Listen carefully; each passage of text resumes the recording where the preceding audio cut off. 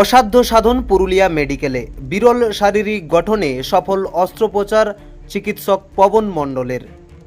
চিকিৎসা বিজ্ঞানে অসম্ভব বলে কিছু নেই, ফের তার প্রমাণ দিল পুরুলিয়া দেবেন মাহাতো গভর্নমেন্ট মেডিকেল কলেজ ও হাসপাতাল।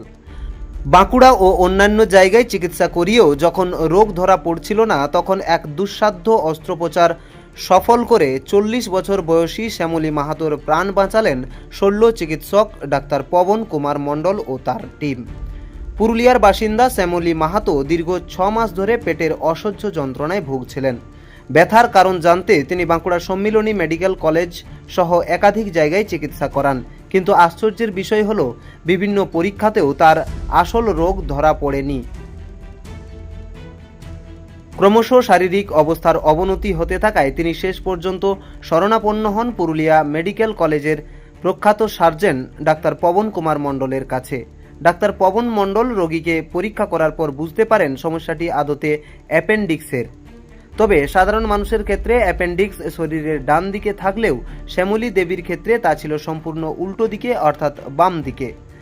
চিকিৎসা বিজ্ঞানের ভাষায় এই বিরল অবস্থাকে বলা হয় সাইটাস ইনভার্সাস, যেখানে শরীরের অভ্যন্তরীণ অঙ্গ প্রত্যঙ্গগুলি স্বাভাবিক অবস্থানের ঠিক বিপরীত দিকে থাকে। এমন শারীরিক গঠনে অপারেশনের সময় সামান্য ভুলেও অন্য কোনো গুরুত্বপূর্ণ অঙ্গ ক্ষতিগ্রস্ত হওয়ার ঝুঁকি থাকে। রোগ নির্ণয়ের পর আর দেরি করেননি চিকিৎসকরা। মাত্র 2 ঘন্টার ব্যবধানে সমস্ত প্রস্তুতি সেরে অপারেশন থিয়েটারে নিয়ে যাওয়া হয় রোগীকে। অত্যন্ত সতর্কতার সাথে দীর্ঘ সময়ের প্রচেষ্টায় ডাক্তার পবন কুমার মণ্ডল সফলভাবে সেই বিরল অস্ত্রোপচার সম্পন্ন করেন। বর্তমানে রোগী সুস্থ আছেন এবং তার অবস্থা স্থিতিশীল। যেখানে অ্যাপেন্ডিক্সের ব্যথা হয় সাধারণত সেই জায়গাতেই ওনার ব্যথা হচ্ছে লাস্ট 6 মাস ধরে। তো উনি কিছু পরীক্ষা নিরীক্ষা করেও এসেছিলেন এবং তারপরে আমার কাছে যখন আসে আমি তখন ওনার সব কিছু থরলি এক্সামিনেশন করে আরও কিছু পরীক্ষা নিরীক্ষা করতে দেই। তাতে দেখা যায় যে ওনার শরীরের উল্টো দিকে সব কিছু পজিশান আছে আর কি। সাধারণত গলব্লাডার, লিভার, স্টমাক, এগুলো যা পজিশান থাকে সেগুলো উল্টো দিকে, এবং যথারীতি অ্যাপেন্ডিক্সও ওনার ডান দিকের তলপেটে রাইট ইলিয়াক খোসা থাকার কথা, সেটা বাঁ দিকের লেফট ইলিয়াক খোসাতে আছে।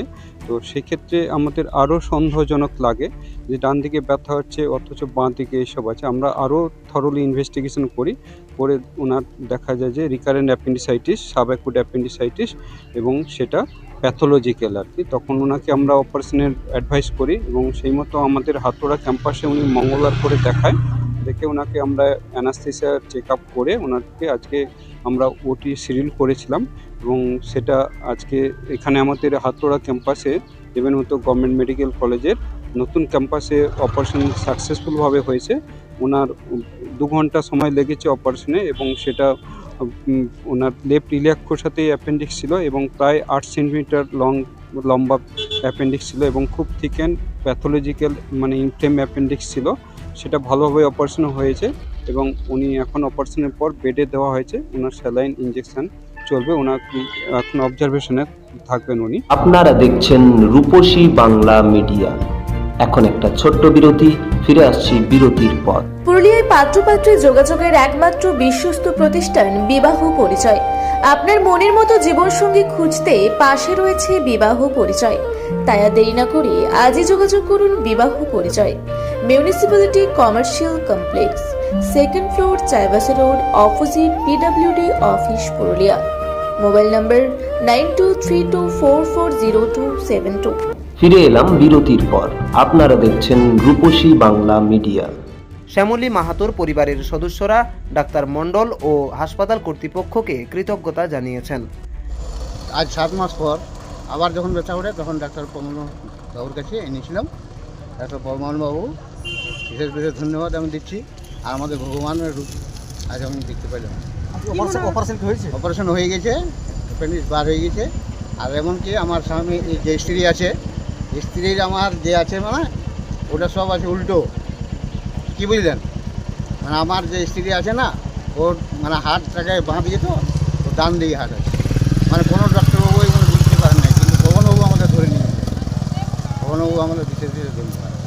এরকম পুরুলিয়ার হাসপাতালে চিকিৎসা আশা করেছিলেন আপনি? না, আমি তো আশা করি নাই।